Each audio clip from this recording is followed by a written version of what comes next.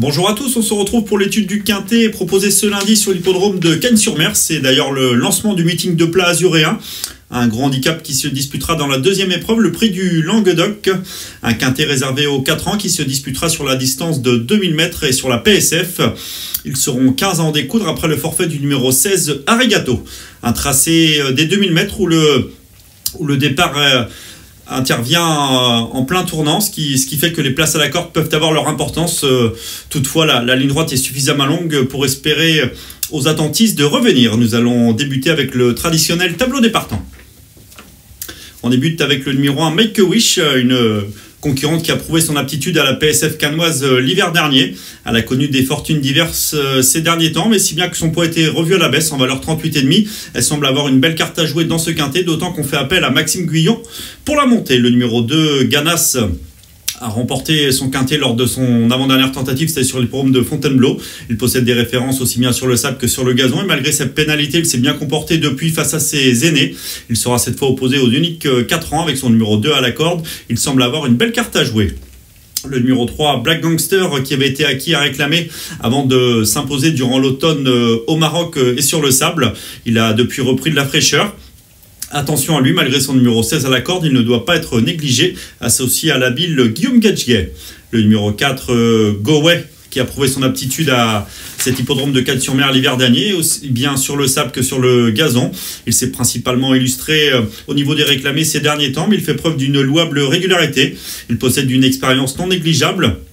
Et même si sa marge semble plutôt réduite désormais pour la victoire à ce poids-là, il ne peut être négligé pour une place. Le numéro 5, Forever Given, a prouvé qu'il avait la pointure au niveau quintet. On ne l'a pas forcément vu on n'a pas semblé le voir des plus volontaires lors de sa plus récente tentative, raison pour laquelle son entourage le munit d'œillères traditionnelles pour la première fois. Si cet accessoire lui le porte ses fruits, c'est un lauréat potentiel associé à Ronan Thomas. Il est toujours en quête d'une première victoire, mais semble avoir une très belle carte à jouer. Le numéro 6, Apollino, un ex-pensionnaire d'Edouard Montfort, a été acquis à réclamer suite à sa dernière tentative, c'était sur l'hippodrome de La Soie. Il dispute son handicap à un poids de méfiance avec son numéro 14 à la corde. Toutefois, sa marge semble assez réduite. Le numéro 7, Rose of the City, vient d'effectuer une rentrée honorable. Certes, elle se classait 9e sur 10 sur la piste de Vivo, mais elle ne déméritait pas en cette occasion. Elle devrait logiquement afficher les progrès sur cette reprise de contact, mais cela ne sera pas forcément suffisant pour l'avoir joué un tout premier rôle. Le numéro 8, Gant, nous plaît tout particulièrement. Ce pensionnaire de Alex Pantal avait tout d'abord appris son métier en Pologne. Depuis son arrivée en France, il semble en constant progrès. Il s'est imposé très facilement, successivement à Mont-de-Marsan, puis à Lyon-la-Soie. En valeur 35, il semble avoir une très belle carte à jouer d'emblée dans le handicap, malgré son numéro 15 à la corde. Le numéro 9, Simbold, a prouvé sa forme sur la PSF de la Soie, mais les lots semblaient inférieurs. Il devra certainement encore progresser pour espérer jouer un tout premier rôle à ce niveau, avec son numéro 13 à la corde. Le numéro 10, Eduardo, a été acquis à réclamer suite à sa dernière tentative. Il a hérité du numéro 10 à la corde. On fait appel à Stéphane Pasquier. Il a déjà prouvé son aptitude au sable et peut ambitionner une place comme beaucoup d'autres. On passe à la seconde moitié de ce tableau avec le numéro 11, Kind of Star. Atout de Brigitte Ray Scandella. Il a déjà prouvé sa compétitivité au niveau quintet en se plaçant notamment lors d'un grand handicap disputé à Compiègne la saison dernière. Il a ensuite connu des fortunes diverses, mais il a l'avantage d'être en condition avancée. Il reste sur une honorable 4e place sur la PSF paloise. Il est hérité d'un petit numéro de corde, le 3. Associé à Eddie Ardouin, il possède une chance très régulière. Le numéro 12, Terre Blanche, gagne assez rarement, mais fait preuve d'une belle constance. En effet, elle aligne les bons classements. Elle effectue son retour sur 2000 mètres en cette occasion. Un raccourcissement de la distance qui devrait lui être profitable si elle peut bénéficier d'un parcours limpide. Attention à elle. Le numéro 13, Banshee, après un honorable début de carrière sous l'entraînement de Joël Boinard, a rejoint l'effectif de Rémi Fradet. On a prouvé que sa marge était plutôt réduite face à une telle opposition, mais avec son numéro 1 à la corde, à l'issue d'un parcours sur mesure, elle pourrait pourquoi pas ambitionner une petite place. Le numéro 14, Tups, avant le coup, ne semble posséder qu'une chance secondaire, tout comme le numéro 15, Purple Moon, qui avait certes montré des moyens débuts de carrière, mais dont les plus récentes tentatives n'ont pas été convaincantes. Toutefois, il était baissé au poids et devrait tôt ou tard refaire surface. Nous vous conseillons de le suivre en vue de ses prochaines tentatives. Nous allons désormais passer à notre prochaine rubrique, le papier.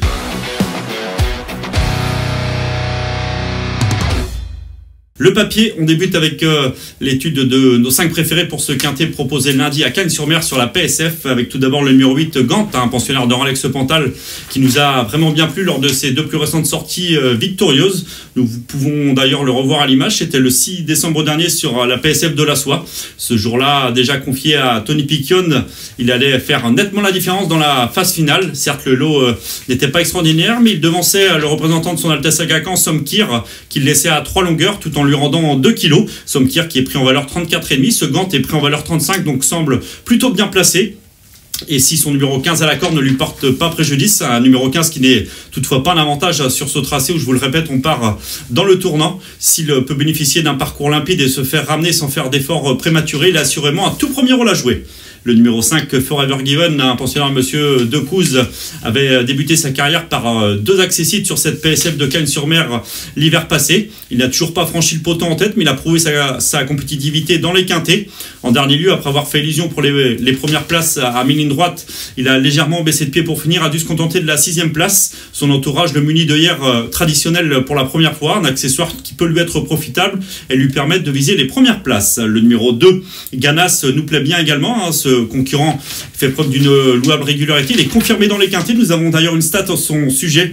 C'est sa réussite dans les grands handicaps quintés. Il en a couru 8 pour une victoire et 4 places, soit 62% de réussite dans les 5 premiers. Il vient de prouver sa compétitivité en valeur 38 et à nouveau sa place à l'arrivée. Nous penserons également au numéro 1, Make-A-Wish.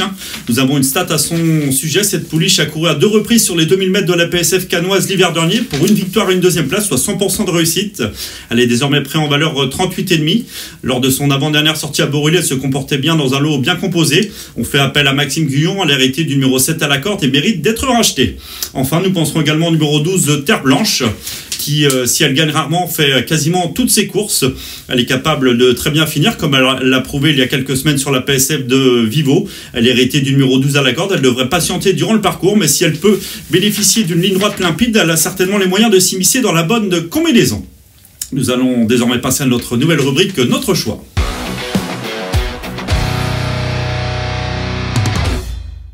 Notre choix, nos 5 préférés en chiffres pour ce quintet lors du lancement du meeting azuréen, avec tout d'abord le 8 Gant, le numéro 5 Forever Given, le 2 Ganas, l'As Make-A-Wish, enfin le 12 Terre Blanche.